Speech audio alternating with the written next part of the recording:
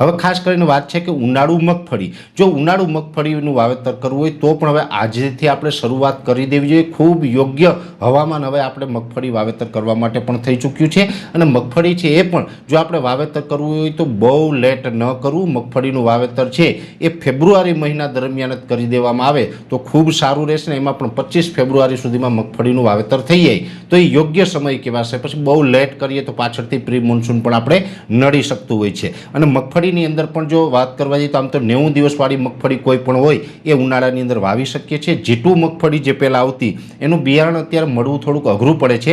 બાકી ઉનાળાની અંદર જીટુ મગફળી છે એ પણ મારી દ્રષ્ટિએ સારી છે. બાકી તો આપણે 37 નંબર હોય અથવા તો 41 નંબર હોય કે કોઈ પણ જે ઉભળી મગફળી આપણે વાવેતર કરવામાં લેતા હોય એને વખેડીએ આપણે વાવેતર કરીએ તો એ આપણે ઉનાળુ પાક માટે ખૂબ યોગ્ય ગણાય. અત્યારે આપણે લાંબા ગાળાની મગફળીના વાવેતર કરી શકીએ જે 90 દિવસે પાકતી હોય એવી મગફળીનું વાવેતર કરીએ તો ઉનાળુ મગફળીમાં પણ સારું રહે છે.